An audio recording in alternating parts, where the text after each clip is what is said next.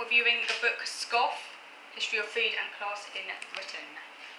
Okay, so yeah, she talks a lot about etiquette, which of course we don't really talk about nowadays because we don't live in such a stratified, rigid society, so obviously etiquette is no longer really a done thing anymore, but back in the day, like sort of Victorian times, Edwardian times, it was a really, really big thing.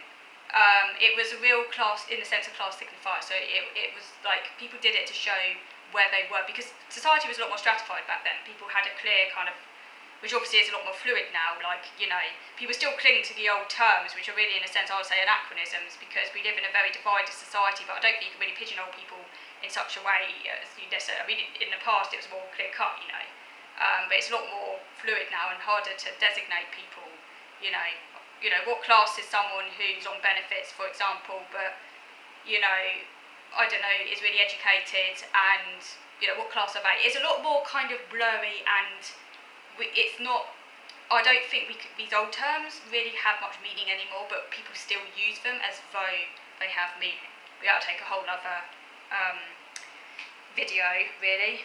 I mean, I'm very literal, so technically I would say you're only working class, if you like, if you go to work. But historically, in the Marxian interpretation, at least, it would have to be manual work. So factory work, building maybe, that would be working class. Not shop work, that would be lower middle class, if you're following a Marxian lexicon. But of course, some people who work in shops call themselves working class, but so when someone says they're working class, whatever, like, what do they actually mean? Because it could actually mean different things. I actually prefer to say ordinary people or people on low incomes, because that's kind of more, says what it says, if you see what I mean.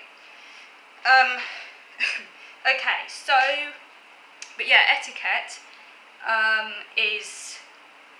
was a big thing, but it's not really such a thing anymore. But she talks a lot about etiquette in here. It actually belongs to the 17th century France, apparently. And she talks about solecisms. A good word about solecism is a grammatical mistake or an instance of bad manners or incorrect behaviour. That's a solecism. And some really funny ideas about what is bad etiquette. It just makes me laugh. For example, table mats. In an 1879 guide, table mats were considered to be extremely vulgar.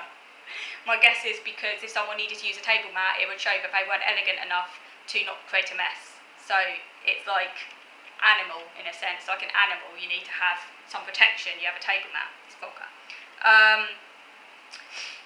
And etiquette manuals apparently were key to what sociologist Robert K. Merton called anticipatory socialisation, changing your behaviour to mimic another tribe as preparation for joining them. So there's a lot about, in etiquette books, for example, jellies and creams are supposed to be eaten with a fork, not a spoon. But in the 1920s and 1930s, there was a backlash against ritual and decorum, and simplicity and informality were now in vogue. So the emphasis in the 1920s and 1930s was on natural charm and taste rather than following rules. But there's also the suggestion that only those of true breeding are well bred, having so-called class. Now manners become a lot more vague, a lot more adaptable, and they're about putting the ease of another person first. So, for example, it is not in not spilling a gravy boat, that's important, as it might have been, say, in Victorian times, but in not noticing it had been spilt, so not drawing attention to the fact that you've spilt the gravy boat, because if you do that, that is like kind of in bad taste, you know, apparently. So dinner was pushed increasingly back by the upper classes to about 8 p.m, then obviously the middle classes, who historically always tried to emulate the upper classes, then try and do the same thing. So everyone's like following one another, if you like. So what the upper classes do is kind of like a sort of fashion, and other classes like follow them. And then also she looks at afternoon tea, which was at 4 p.m. or 5 p.m. and became very fashionable in the 1840s. And my namesake, Anna, Duchess of Bedford, had a sinking feeling. Because dinner being so late, she had a sinking feeling, and so she went and had afternoon tea in her private study, and allegedly that's where afternoon tea came from, because she was a very fashionable lady, and all the other ladies around her then tried to emulate her. But of course, that's just, if you like, apocryphal. We don't know for certain that that's how it happened. But I like the idea because obviously she shares my name, so that's cool. We do know that Anna, the Duchess of Bedford, did very much enjoy afternoon tea, even if she didn't invent it. She definitely enjoyed it, but she might have invented it. We don't know. We don't know for certain, at least. So she looks at afternoon tea. She looks at tea shops, and also, interestingly enough, tea shops are very much associated with the women's suffrage movement and female liberation, because they're a few spaces where women could actually go unaccompanied by men. She also looks at the distinction between low tea and high tea. High tea was traditionally served at a high table, hence high tea, whereas low tea was more refined, basically afternoon tea, served in a drawing room, withdrawing room, as they would say in the olden days, which is kind of basically like our equivalent of sitting room, but obviously more refined, where they sit on low sofas, and have low tables. High tea was kind of like eaten later on in the day, but it could be either quite a sort of plebeian affair, or it could be more refined. But the key thing is that it would be served at a high table. A lovely quote here from The Lion, the Witch and the Wardrobe. "It was a wonderful tea. There was a nice brown egg, lightly boiled, Winchegum, and then sardines on toast, and then butter toast, and then toast with honey, and then a sugar-topped cake." So yeah, that's an example of high tea. She draws a lot on kind of various literature to elucidate things.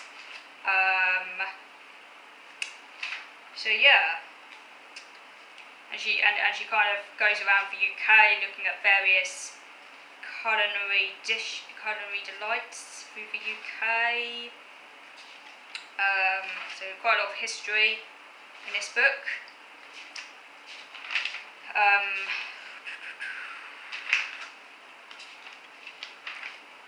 I thought it was very interesting. She also references Kate Fox, a book by Kate Fox, which I do have on my list, called Watching English, which was written in 2004. I quite like to read that book. That's on my list.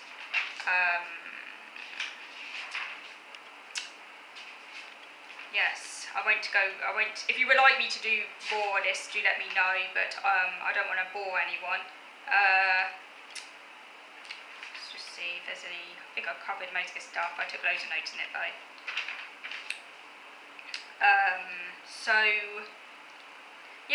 I hope that just gives you a kind of flavour of the book. As I say, it's all about food, so it does make you hungry, and it's also a sort of sociological exposition on class, which I find very fascinating. I just find it fascinating. I don't know why. I'm very interested in sociology. Maybe it's because of this autistic thing about needing to put things into boxes, but as I said before, I also like critiquing those boxes, as I said previously, because I do think a lot of these words are quite out of date now, that people still cling to, and you have to ask the question, what do these words actually mean, But do let me know what you think about our old Great British class debates.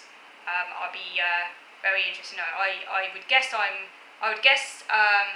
a sociological. I mean, obviously I'm out of work because I'm disabled, so and I have to rely on state income benefits. But I wouldn't say. I would say I'm probably lower middle class. I would guess. That makes sense. Probably lower middle class. That's what I would say.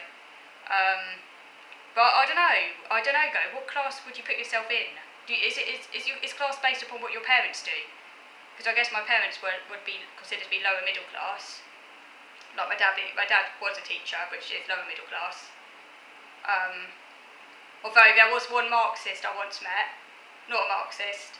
It was actually at a Labour Party meeting I went to before COVID. And there was this man there, and he was saying he was working class, but his actual job was that of a university lecturer.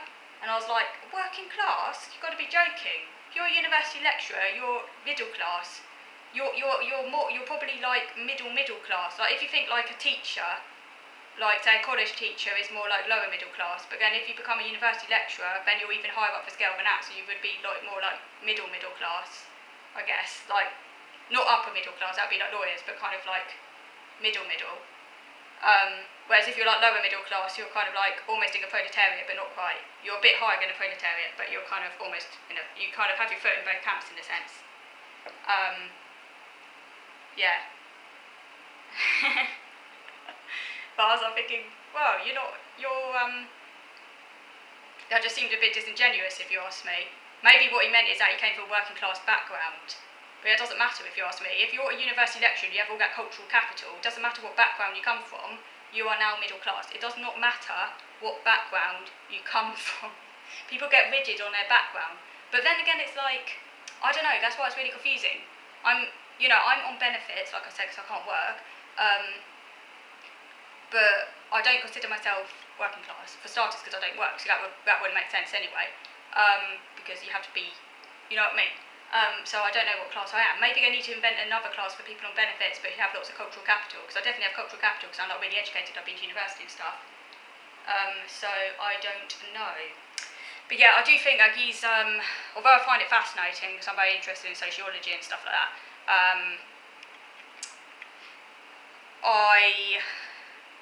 I do think that some of these terms are a bit out of date now, and when people, like for example, when people say on the radio, oh, and they came from a working class background, I'm like always thinking, what do you mean by that?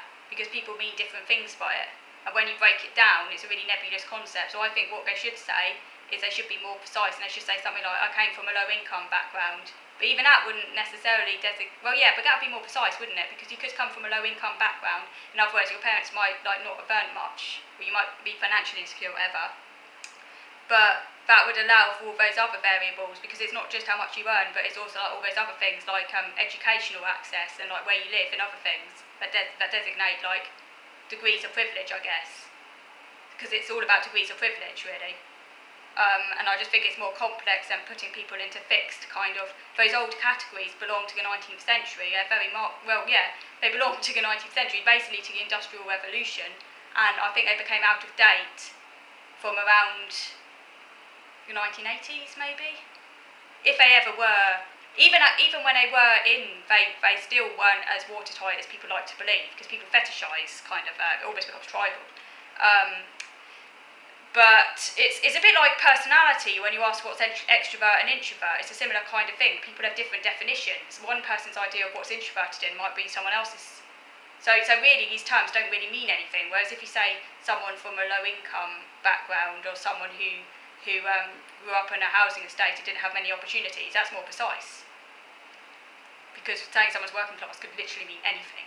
Because people have so many varying definitions about what it is. There's a Marxist definition, and there's, which is very strict, you have to be a manual worker. Then there are like, yeah, basically, it is not. Yeah, the Marxian definition really only applied in the Victorian period, which essentially was that you were working class if you worked in a factory or down a mine, or basically used your hands. You were lower middle class if you had to work for a boss for your living. So that would basically be white collar workers, like lower level civil servants, and that would be lower middle class, by the way. Lower level civil servants, or lower level shopkeepers, people who had like a small business, would be lower middle, and then like upper middle would be like upper middle would be not politicians, they'd be upper class. Upper middle would be people like I don't know, like lawyers or barristers, or like doctors and people like that. And then upper class would be people like